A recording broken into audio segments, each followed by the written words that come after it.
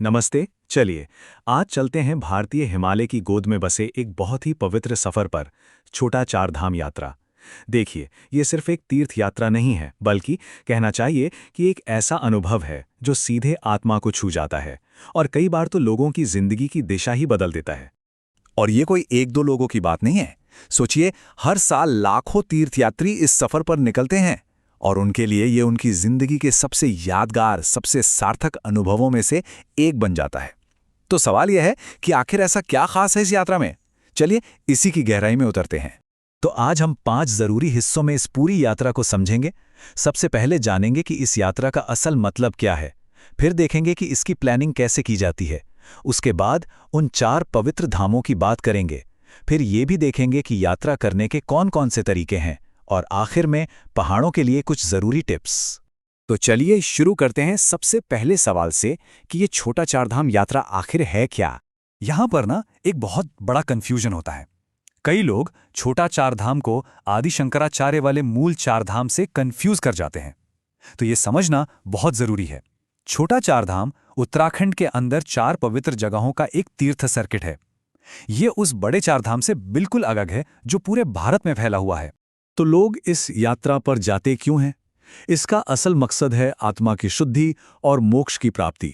मतलब ये सिर्फ एक जगह से दूसरी जगह जाना नहीं है, ये एक तरह की मानसिक और आत्मिक चुनौती है जिसे लोग पूरे विश्वास और श्रद्धा के साथ पूरा करते हैं। अच्छा, इस यात्रा की एक और खास बात है इसका रास्ता। ये हमेशा एक तय क्रम में, मतलब क्लॉकवाइज किया जाता है। सबसे पहले यमुनोत्री, फिर गंगोत्री, उसके बाद केदारनाथ और आखिर में बद्रीनाथ। और इसके पीछे एक मान्यता है। माना जाता है कि ये क्रम सिर्फ नदियों के प्राकृतिक बहाव का सम्मान ही नहीं करता, बल्कि इससे आध्यात्मिक ऊर्जा का प्रवाह भी सही बना रहता है। तो ठीक है, अब हमें ये तो पता चल गया कि ये यात्रा क्या है और क्यों है। तो अब बात करते हैं इसके प्रैक्टिकल साइड की, यानी इसकी प्लानिंग कैसे की जाए। सही समय चुनना इस यात्रा का शायद सबसे जरूरी फैसला है। देखिए, मई जून में मौसम तो सुहाना होता है, पर भीड़ भी उतनी ही जबरदस्त होती है। फिर आता है जुलाई अगस्त, जो कि मॉनसून का टाइम है। इस दौरान लैंडस्लाइड का खतरा बहुत बढ़ जाता है, तो इससे तो बचना ही बेहतर है। सबसे बढ़िया टाइम होता है सितंबर से अक्टूबर का। आसमान एकदम साफ, भीड़ भाड़ कम, मतलब एक परफेक्ट अनुभव के लिए ये बेस्ट है। अब एक बात गांठ बांध लीजिए, ऑनलाइन रजिस्ट्रेशन करवाना कंपल्सरी है। उत्तराखंड सरकार का जो ऑफिशियल पोर्टल है उस पर रजिस्टर करना ही पड़ेगा। इसके बिना यात्रा करना मुमकिन नहीं है, तो इसे बिल्कुल भी हल्के में ना लें। वैसे रजिस्ट्रेशन का प्रोसेस काफ़ी सीधा साधा है। आपको बस ऑफिशियल पोर्टल पर जाना है, एक प्रोफाइल बनानी है जिसमें कोई वैलिड आईडी लगेगी, फिर अपने धाम और जाने की तारीखें चुननी है। जो भी रजिस्ट्रेशन फीस है वो ऑनलाइन पे करनी है और बस आपका क्यूआर कोड वाला यात्रा पास डाउनलोड हो जाएगा। यही पास पूरी यात्रा में आपका डिजिटल साथी रहेगा। इसे जगह जगह चेक पॉइंट्स पर स्कैन किया जाता है। चलिए अब इस यात्रा के दिल तक पहुंचते हैं, यानी उन 4 पवित्र धामों तक जो इस पूरे सफर की असल वजह हैं। तो यात्रा की शुरुआत होती है यमुनोत्री से। ये वो जगह है जहां से जीवन देने वाली यमुना नदी निकलती है। यहाँ देवी यमुना का मंदिर है और हाँ, इस मंदिर तक पहुंचने के लिए एक ट्रैक करना पड़ता है। ये ट्रैक शुरू होता है जानकी चट्टी से और मंदिर तक का रास्ता एक तरफ से करीब 6 किलोमीटर का है। अब सुनने में 6 किलोमीटर ज़्यादा नहीं लगता, लेकिन इसकी चढ़ाई आपकी श्रद्धा और स्टैमिना दोनों का टेस्ट लेती है। इसे पूरा करने में आराम से 3 से 4 घंटे लग जाते हैं, पर इस दौरान जो हिमालय के नज़ारे दिखते हैं वो सारी थकान भुला देते हैं। यमुनोत्री के बाद दूसरा पड़ाव आता है गंगोत्री। ये है मां गंगा का उद्गम स्थल और यहाँ एक राहत की बात है। यमुनोत्री की तरह यहाँ ट्रैकिंग नहीं करनी पड़ती, मंदिर तक गाड़ी सीधे सड़क से पहुंच जाती है, तो ये हिस्सा थोड़ा आसान हो जाता है।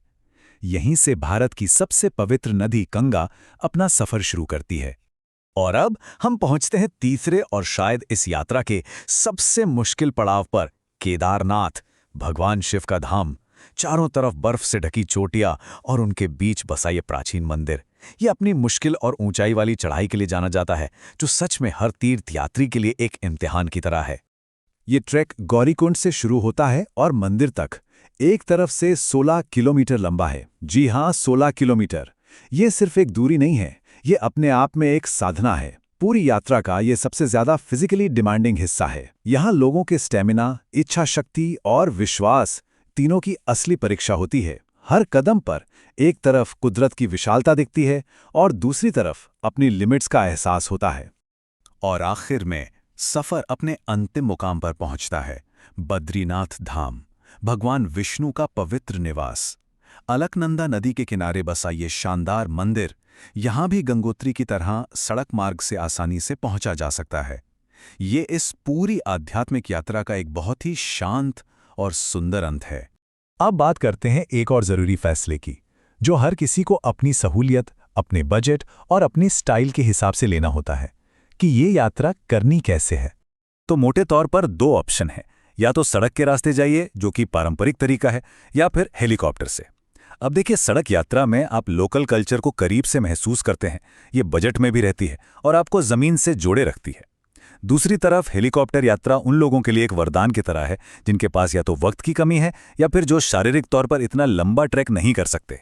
चलिए जरा इन दोनों ऑप्शन को और गहराई से देखते हैं। अगर सड़क से जाते हैं तो मान के चलिए 10 से 12 दिन लगेंगे और एक आदमी का खर्च करीब 25 से 40 हज़ार के बीच आएगा।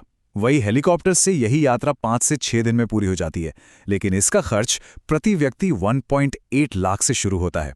तो आप देख सकते हैं, समय और पैसे के साथ साथ अनुभव और मेहनत में जमीन आसमान का फर्क है। और आखिर में, इससे पहले कि बैग पैक करना शुरू करें, इस हिमालयी सफर के लिए कुछ बहुत जरूरी और काम की बातें। अपनी पैकिंग लिस्ट में कुछ चीजें तो जरूर होनी चाहिए। गर्म जैकेट और थर्मल्स, क्योंकि पहाड़ों में मौसम का कोई भरोसा नहीं। एक रेन जैकेट या पोंचो, आरामदायक ट्रैकिंग शूज, ये तो आपके सबसे अच्छे दोस्त बनेंगे। अपनी जरूरी दवाइयां और फर्स्ट एड किट, कोई भी एक सरकारी फोटो आईडी, और हाँ, कैश, कुछ कैश जरूर रखें क्योंकि ऊंचाई पर हर जगह ऑनलाइन पेमेंट नहीं चलता। और एक आखिरी पर शायद सबसे जरूरी बात, ये कोई लग्जरी ट्रिप नहीं है, ये एक तपस्या है। दिमाग में ये बिठाकर चलना होगा। सड़कें पतली हैं, मौसम कभी भी पलक झपकते ही बदल जाता है, और सफर के दिन लंबे और थका देने वाले हो सकते हैं। तो इन सब चीजों के लिए फिजिकली तो ठीक है, पर मेंटली तैयार रहना सबसे ज्यादा जरूरी है।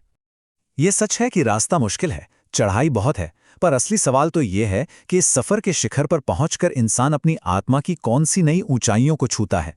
क्योंकि दिन के आखिर में ये सिर्फ एक पहाड़ों का सफर नहीं है, ये खुद के अंदर उतरने का एक गहरा सफर है।